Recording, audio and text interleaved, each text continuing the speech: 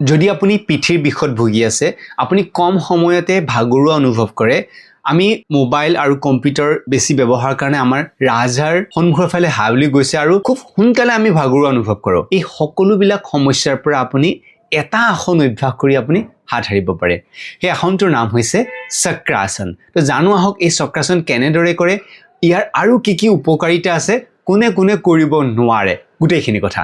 তো বলক ভিডিঅ'টো আৰম্ভণিৰ পৰা আৰম্ভ কৰোঁ। প্ৰথমতে মই আপোনাক এডভান্স চক্ৰাসনটো দেখুৱাম। এইটো লাহেকে হাত ওপৰত কৰি পিছফালে গুচি যাব লাগে আৰু এইটো কৰিব, প্ৰথমতে এইটো অকণমান টান হয়। এইটো কৰিবৰ কাৰণে আপুনি চিম্পল চক্ৰাসনটো কৰিব লাগে। ইয়াৰ পিছত মই আপোনাক চিম্পল চক্ৰাসনটো দেখুৱাম। এইটোক অৰ্ধ চক্ৰাসন বুলি কোৱা হয়, কিছুমানে চক্ৰাসন বুলি কয়, কিছুমানে অৰ্ধ চক্ৰাসন বুলি কয়। এতিয়া বলক আমি জানো যে চিম্পল যিটো চক্ৰাসন সেইটো কেনেদৰে কৰে। চক্ৰাসন কৰিবৰ কাৰণে প্ৰথমতে আপুনি শুই যাব লাগিব। ফাৰ্ষ্ট ধুনীয়াকৈ শুই গ'ল, তাৰপিছত দুখন ভৰি ফল্ড কৰিলে এনেদৰে। এতিয়া ফল্ড কিমানখিনি কৰিব, আপোনাৰ কঁকাল যিমানখিনি বহল সিমানখিনি ফল্ড কৰিব, মানে সিমানখিনি গেপ ৰাখিব। তাৰপিছত হাতখন ল'ব শোল্ডাৰৰ তলত এনেদৰে, জাষ্ট এইখিনি, এইটো হৈছে মেজাৰমেণ্ট। ইয়াৰ পিছত কঁকাল লাহেকৈ দাঙিব, কঁকাল দাঙি হাতত জোৰ দিব, কঁকাল দাঙিব, হাতত জোৰ দিলে লাহেকৈ আপুনি ওপৰলৈ উঠি যাব পাৰিব।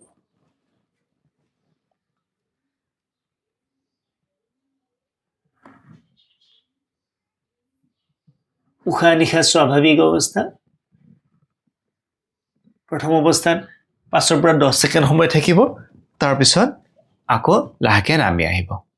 এইটো এবাৰ হ'ল। এনেদৰে 2-3 বাৰ এই আসনটো কৰিব পাৰে। এতিয়া মই আপোনালোকক দেখাব ওলাইছোঁ যিসকলে এই এনেকৈ উঠিব অসুবিধা পায় বা প্ৰথম অৱস্থাত নোৱাৰিব পাৰে, তো তেওঁলোকৰ কাৰণে এটা সুন্দৰ টিপছ এতিয়া আপোনালোকক দিম। তাৰ কাৰণে আপোনাক লাগিব ব্লেংকেট আৰু গাৰু। তো চাওক এতিয়া মই কেনেকৈ কৰিম।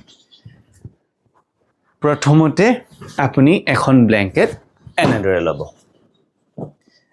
তাৰপিছত বা ব্লেংকেট বা গাৰু ল'ব পাৰে, এইটো ব্লেংকেটৰ সলনি আপুনি গাৰু ল'ব পাৰে।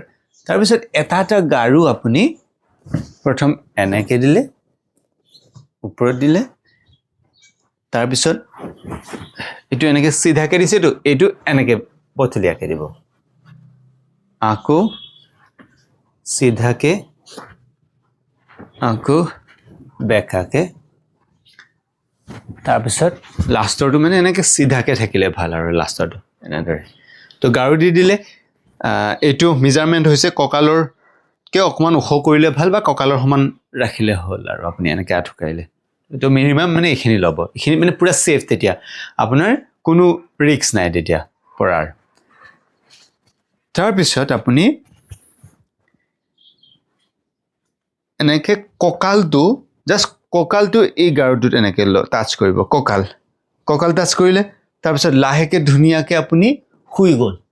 শুই যাওঁতে মূৰটো পূৰা লগাই দিব গাৰুত আৰু হাত যাব গ্ৰাউণ্ডত, নি দুখন ভৰি গেপ হ'ব, বাছ এইটো আপোনাৰ আধা হৈ গ'ল। আৰু এতিয়া এইটো ফুল কৰিবৰ কাৰণে কঁকালটো ওপৰফালে দাঙি দিব, এনেকৈ কঁকাল আৰু হাত একেলগে, উশাহ নিশাহ স্বাভাৱিক, আকৌ নামি দিব, আকৌ দাঙি দিব,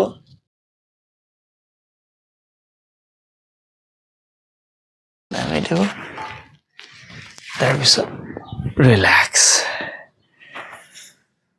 তো এইটো এনেদৰে গাৰু ছাপোৰ্ট লৈ আপুনি চক্ৰাসনটো কৰিব পাৰে।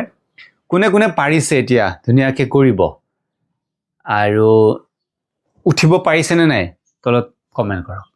এতিয়া মই আপোনাক ক'ব ওলাইছোঁ যে এই চক্ৰাসনৰ আৰু কি কি উপকাৰিতা আছে। প্ৰথম হৈছে এই আসনটো আপুনি নিয়মীয়াভাৱে কৰিলে আপোনাৰ ৰাজহাড় নমনীয় হয় আৰু পিঠিৰ বিষৰ পৰা আপুনি উপশম পাব পাৰে।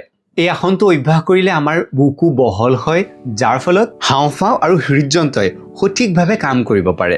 ই পেটৰ চৰ্বিবিলাকক টানি ধৰে, যাৰ ফলত আপোনাৰ অতিৰিক্ত যি পেটত জমা হৈ আছে চৰ্বি, সেইবিলাক কম হোৱাত সহায় কৰে। অৰ্থাৎ আপোনাৰ ৱেইট লুজ কৰাটো, আপুনি যদি ওজন কমাব বিচাৰিছে, ওজন কমাব কাৰণেও এই আসনটো আপোনাক সহায় কৰে এই আসনটো অভ্যাস কৰাৰ সময়ত আমাৰ মূৰটো তলমুৱা হয় যাৰ ফলত আমাৰ চকুত বেছিকৈ তেজ প্ৰবাহিত হয় ইয়াৰ ফলত আমাৰ চকুৰ জ্যোতি বাঢ়ে এই আসনৰ ফলত শৰীৰত ৰক্ত সঞ্চালন বৃদ্ধি হয় যাৰ ফলত আপোনাৰ ছাল আৰু চুলি উজ্জ্বল হয় আপোনাৰ যৌৱন দীৰ্ঘস্থায়ী হয় তাৰোপৰি এই আসনে আপোনাৰ মানসিক চাপ কমোৱাটো সহায় কৰে আৰু আপোনাৰ দুশ্চিন্তা কমায় কিন্তু এই আসনৰ কেইটামান লিমিটেশ্যন আছে সেই লিমিটেশ্যন কেইটা জনাটো খুবেই প্ৰয়োজন যদি আপোনাৰ উচ্চ ৰক্তচাপ হৃদৰোগ হাৰ্নিয়া বা শেহতীয়াকৈ পেটৰ কোনো অস্ত্ৰোপচাৰ হৈছে তেন্তে এই আসন কৰাটো গ্ৰহণযোগ্য নহয় তাৰোপৰি পিঠিত যদি আপুনি কিবা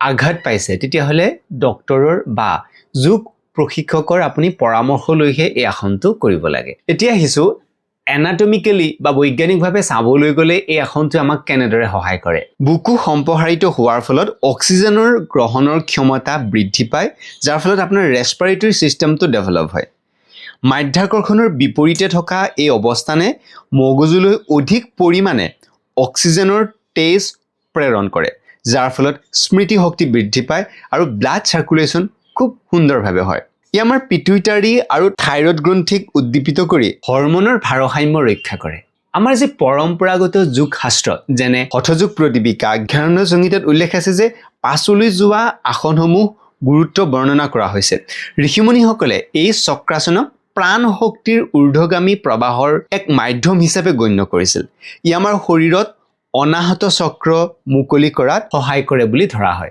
বন্ধুসকল যোগ কোনো যাদু নহয় কিন্তু ইয়াক যদি আপুনি নিয়মীয়াভাৱে অভ্যাস কৰে ই যাদুৰ নিচিনা কাম কৰে আপোনাৰ শৰীৰত আপোনাৰ মনত আপোনাৰ বুদ্ধিত সেয়েহে নিয়মীয়াভাৱে যোগ অভ্যাস কৰাটো খুবেই প্ৰয়োজন আপুনি যদি আমাৰ লগত নিয়মীয়াভাৱে যোগ অভ্যাস কৰিব বিচাৰে তেতিয়াহ'লে এই ৱেবছাইটত বা এই নাম্বাৰত গৈ আপুনি আমাৰ লগত যোগাযোগ কৰিব পাৰে যিসকলে পিঠিৰ বিষত ভুগি আছে বা এনেকুৱা ধৰণৰ উপকাৰিতা তেওঁলোকক লাগে তেওঁলোকক এই ভিডিঅ'টো আপুনি শ্বেয়াৰ কৰিব পাৰে আসনটোৰ বিষয়ে জানি কেনেকুৱা লাগিলে তলত কমেণ্ট কৰি জনাব এনেকুৱা ধৰণৰ ভিডিঅ' পাবলৈ আমাৰ চেনেলটো ছাবস্ক্ৰাইব কৰি থব নিয়মীয়া যোগ অভ্যাস কৰক আৰু সুস্থ থাকক লগ পাম পিছৰ ভিডিঅ'ত তেতিয়ালে নমস্কাৰ যদি আপুনি নিয়মীয়াভাৱে যোগ অভ্যাস কৰি তাৰ অলৌকিক উপকাৰিতাসমূহ পাব বিচাৰিছে তেতিয়াহ'লে এতিয়াই 6026379452 নম্বৰত য়োগা সেশন বুলি লিখি হোৱাটছএপ কৰক